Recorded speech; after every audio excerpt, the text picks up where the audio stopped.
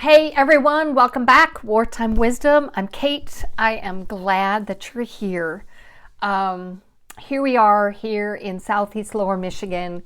And really, if the weather people are right, this is our last really nice day. I mean, we're in the low 70s today. I'm finishing up. I'm hoping I'm going to finish up doing what I need to do in my garden. I got the tractor out, I'm moving dirt, all kinds of stuff, and I'm getting my berries ready for winter. I've got one strawberry bed done, I'm working on the second, and I've got a third brand new one I haven't even started yet. And I'm at the point going, do I set it up now or do I just wait till spring? We'll see if I get to that. But my one strawberry bed is ready to be mulched and protected for this winter. My second one is getting started. And I got raspberries that I'm repotting, separating, because I've had them in my garden, in the ground in my garden, and they just come up everywhere. And I'm not the type of person that goes, I'm just going to dig it up and get rid of it. I'm like, I want to let it grow. So I'm putting my berries in containers, and I have a really cool 5-gallon bucket holder that my nephew's husband made for me. So all the raspberries are going to go in that so I can get all the way around them and they don't come up all over in my ground. I'm doing well. My tomatoes are all pulled. My peppers are done. So it's now just really getting all the beds that are empty set up for what's inevitable here in Southeast Lower Michigan. It looks like weather-wise next week, we're going to have like 5 nights in a row below freezing. I know. I'm thrilled, aren't I? No, I'm not. But it's okay. We're filling up our wood spot in our garage. We're just getting ready for what is coming.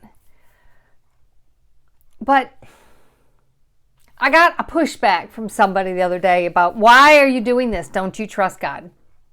I absolutely 100% trust God, but I'm also putting things by. I also have things in my pantry. I do this kind of stuff because I feel that's wise. But what I want to be absolutely is wise with my money. Absolute wise with my money. We had a client for the first time. My husband took over business from his dad in 2005, 6, right around in there. And we had a client, say, okay, I need to pay you using a credit card. Well, we aren't set up to take credit cards. I'm like, how hard can this be? Wow. The process just to try to be able to set up, to be able to take a credit card, and the fees that they charge you. Yeah. They're going to get you one way or the other, right? So we added the fee to the total because this is a privilege, us taking it. I don't want to be charged the 3.5% off of, because we try to bill very fairly as it is. We're very upfront about what costs are, but credit card fees aren't built into our costs. So it was interesting dealing with a guy from Merchant Services going, okay, so what's up? He's like, credit is tightening. I would recommend that your client, if this is what he wants to do, you get that payment in as quick as possible. I'm like, all right, I don't have a credit card. We went through the Dave Ramsey process and got out of debt. Now, we did some stupid tax before Dave Ramsey, and we still owe a little bit on the house. But that is rapidly declining. And I'm trying to be wise with my money. Do I need that or do I want that? One of the things that really just continually hits us that I think we need to pay attention to. What are they marketing to us? What are they really trying to get us to buy? Over and over again. I noticed, like the first week of September, Halloween candy out. Now, y'all know that if you buy a big old bag of Halloween candy the 1st of September, there isn't going to be anything left come Halloween. And that's their plan. Okay, they want you to buy more. But if today I go Halloween candy shopping, I'm buying just what I need. So they don't have all of this other that I could have bought if I'd bought it back 6 weeks ago. They've had Christmas stuff out for weeks. You know, it's just, they're like, here, look at this, buy this, you need this. I don't. What do we truly need? Truly, what do we truly need? I need to be able to have a roof over my head. I need to have fuel. I would like lights, but I do have different things set up. So if we don't have lights, I can still have lights in my house. You know, we need to have heat. I need to have a way to cook my food. You know, things like that. I don't need the next latest, greatest Santa Claus to stick as a decoration in my living room. I don't need that. Okay, here it is. My family calls me bah humbug. I don't want to decorate for Christmas. I think it makes a mess, and it's always up way longer than you want it to be, and it drives me crazy. I don't like it. I don't want it up. I just don't. You got to move everything of where you want to put it, and then you got to store it, and then you've got to take down I'm like, I don't see the point of doing it. And I certainly don't need to go spend hundreds of dollars on new decor to put up for Christmas. I don't. Okay, here's my splurge. I bought a fall-based tablecloth for my kitchen table. One of the wipeable ones, you know, little kids. And I bought it at the Dollar General, and I paid, I think it was $4. That was my splurge for seasonal things, because I spent years, the first decades probably, in our marriage. Every holiday, my mother-in-law would hand me a gift, and I would just cringe, because I know it's some kind of seasonal decoration, something that I'm gonna have to store, and I'm gonna have to pull out and use somehow, whatever, when she's around. I don't want it. I don't want it. I'm not a bah humbug, but I don't want to have to store a bunch of stuff that I don't want. So, yeah, I've done it. I've gotten rid of all of that kind of stuff. The only holiday decoration stuff we put up is Christmas, because other people do it and not me. Because if it was up to me, it wouldn't get done, because I'd be like, I'm not doing it. I don't care. I don't care to have it done, okay? I don't care if the Christmas tree is there. I just don't care. Okay? It doesn't mean anything to me. Not at all. So, what are we spending our money on? We need to be wise. Especially plan on doing Christmas on credit cards, okay? We need to go, all right, what truly do we need?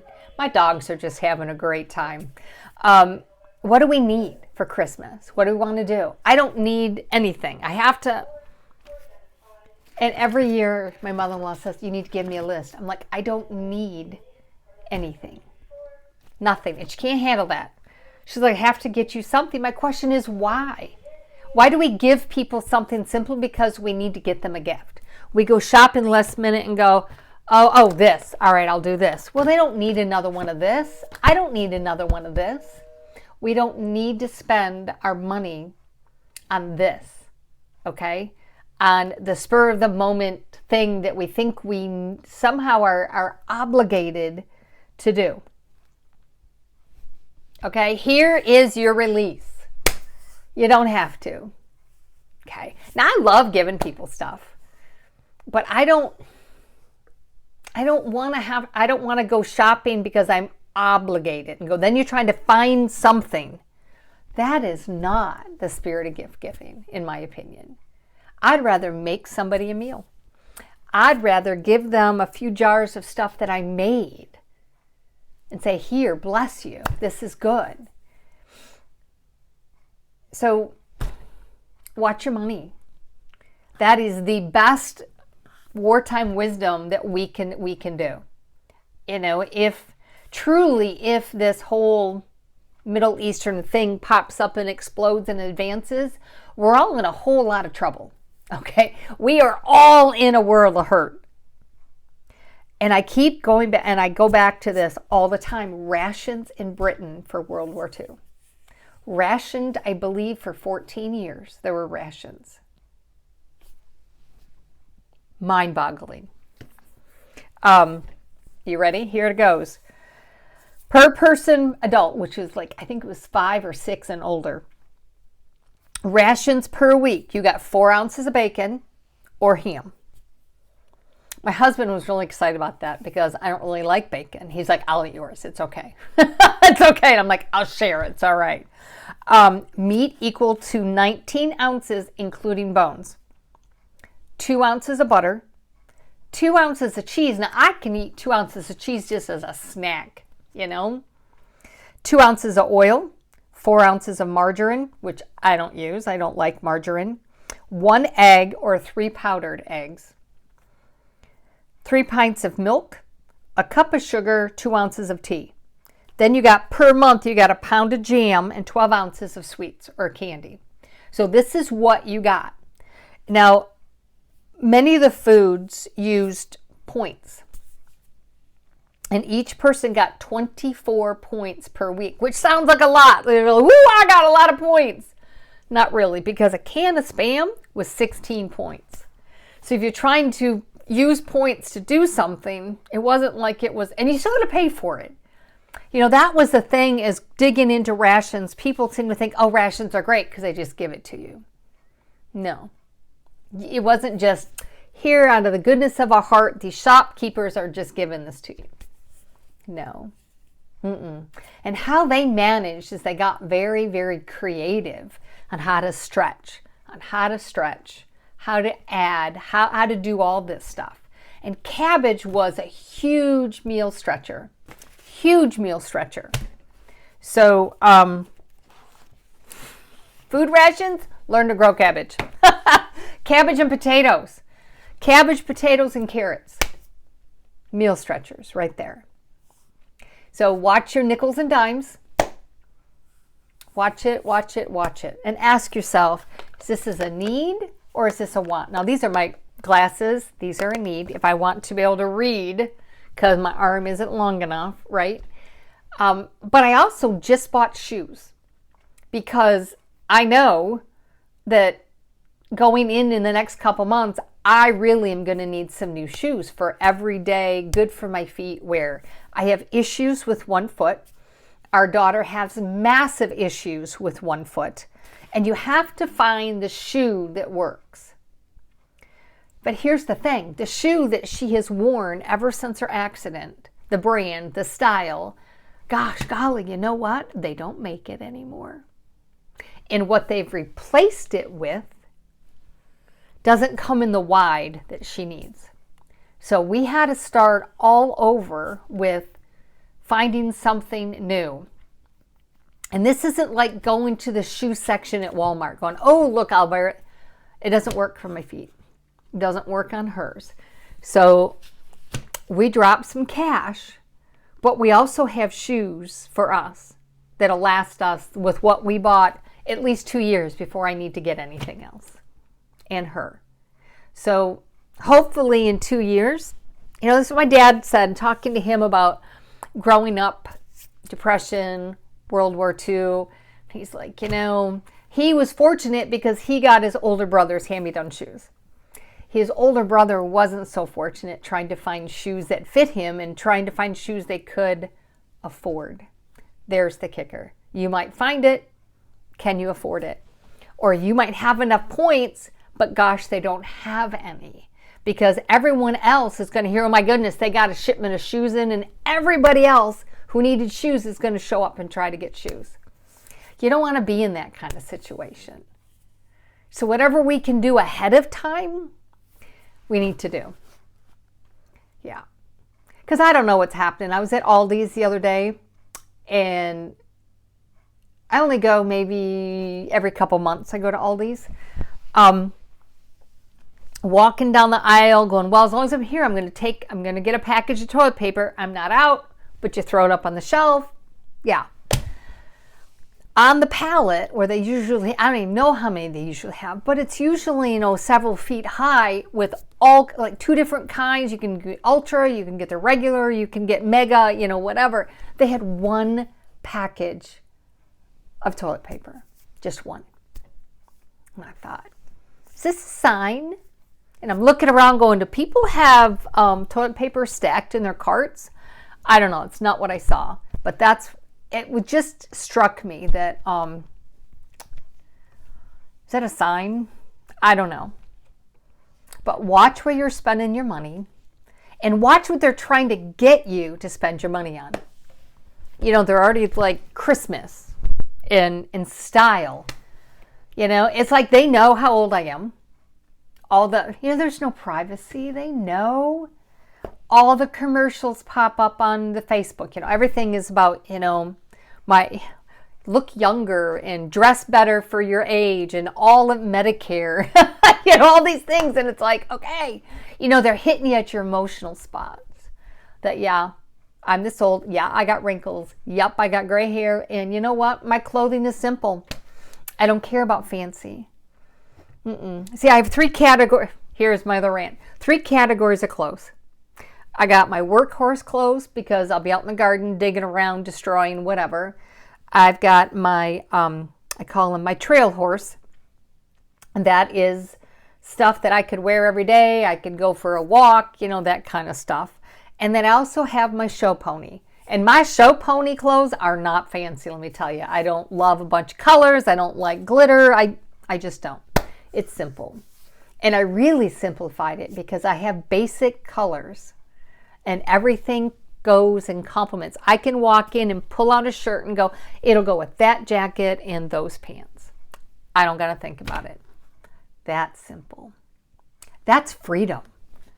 And I'm not going to go watch somebody who tells me how not, at your age, how you should be dressing at your age. How do you know? Because my life is different than your life. So let's make the best of it. Watch what we're spending. Don't go buy the Christmas candy right now because you're just going to eat it and then you're going to have to go buy more. And that's what they want. They want you to start Christmas shopping so you can stick it somewhere, forget about it, and go, I got to go get this for this person. And you're going to find it 6 months from now and go, oh my gosh, that's where I put it? Yeah, speaking from experience, it's me. So again, thanks for being here. Like, subscribe, share. And if you are on Facebook, jump on over to my page, Kate Bancroft. And I have a private group called My 141 Life, which is all on how to live wise based on scripture and life. And it's a private group. So come on over. We'll invite you in and we have a good time. So take care and I'll see you on the next one.